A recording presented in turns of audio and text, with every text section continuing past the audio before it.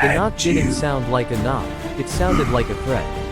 3 sharp blows against the door, heavy enough to rattle the frame, followed by a voice that barked, "Homeowners Association. Open up. Now." 14-year-old Malik Carter froze in the hallway, his phone slipping from his hand. He had been alone for barely 20 minutes, just enough time for his mom to run to the pharmacy and for his dad, who was supposed to be overseas, to exist only as a face on the fridge and a voice in old voicemails. Malik swallowed hard and glanced through the peephole. 2 men stood on the porch wearing dark uniforms that looked official enough at first glance, badges, utility belts, stern faces, but something felt wrong. The badges were crooked, the patches looked cheap, and the wah never came like this.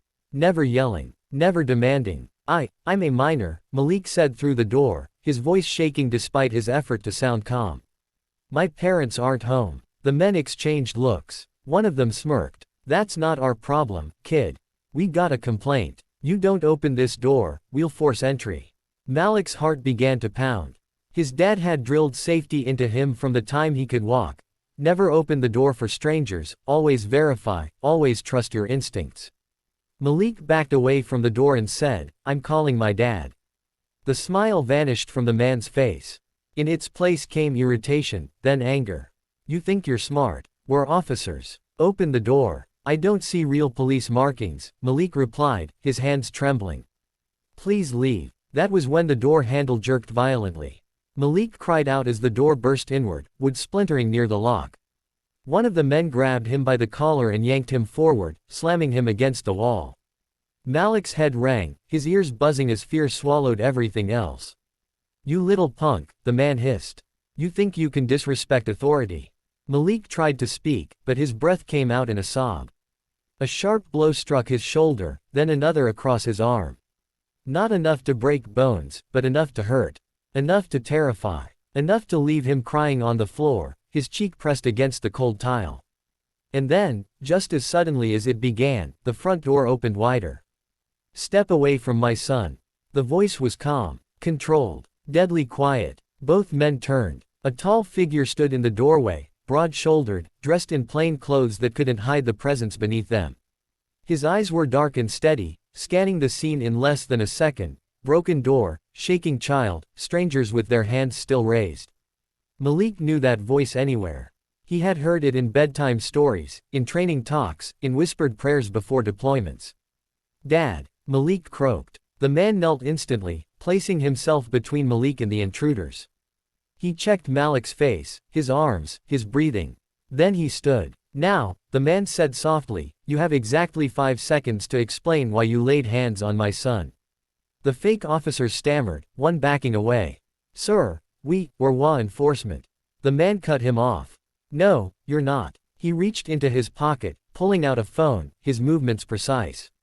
"Because if you were, you'd know our law doesn't authorize uniforms.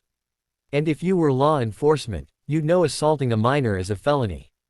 The men bolted. They didn't get far. The Navy SEAL moved like something unleashed. In seconds, one man was on the ground, pinned with a knee to his back, arm locked in a hold so tight he screamed.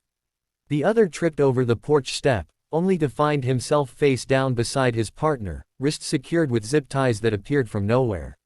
Neighbors poured out of their houses, phones raised, gasps filling the air.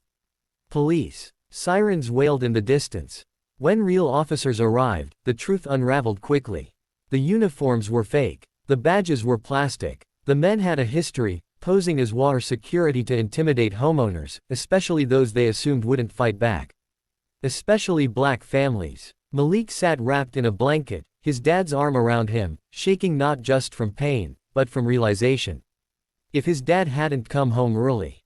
If he hadn't trusted his instincts. If fear had made him open the door. Later that night, after statements and photographs and apologies from officers who looked Malik in the eye and promised justice, the house grew quiet again. Malik sat on his bed while his dad taped cardboard over the broken door. "I was scared," Malik whispered. His dad paused. Then he sat beside him. "Being scared doesn't mean being weak," he said. "It means you knew something was wrong." Malik nodded slowly. "They thought I was alone."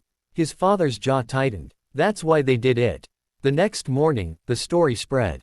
Fake WA cops arrested. Navy SEAL father. A boy who refused to open the door. Messages poured in: support, outrage, gratitude. The WA issued a public apology. The community demanded changes. But the real change happened quietly. Malik stood a little taller after that. Not because of what his dad did, but because of what he himself had done. He trusted his instincts. He spoke up. He survived. And his father, a man trained for war, knew the hardest battle had already been fought, making sure his son understood his worth, his right to safety, and his power to say no. Because sometimes, courage isn't stepping out of the shadows. Sometimes, it's refusing to open the door.